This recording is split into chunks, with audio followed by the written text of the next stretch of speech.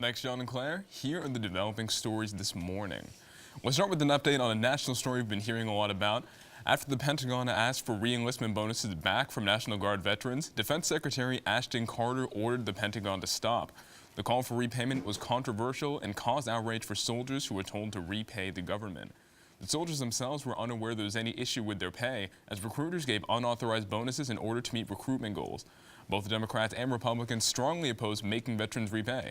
This won't stop immediately, but the Secretary of Defense made it clear that the National Guard will stop seeking repayment from its veterans.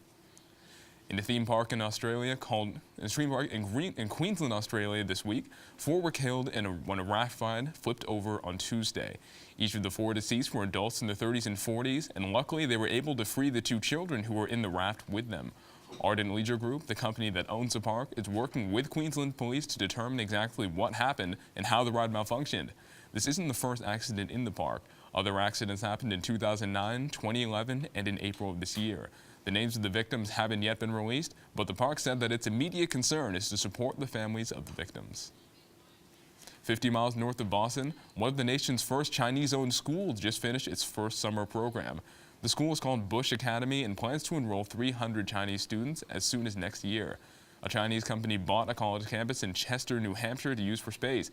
They're investing until it can become a school for international students.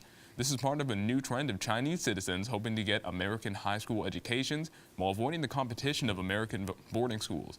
Bush Academy has to expand before it can hold more students, but the company that owns the school said that it's pushing for an opening next fall.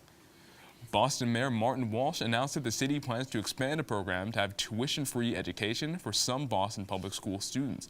This is part of a larger effort to make college more accessible to many students who face financial barriers.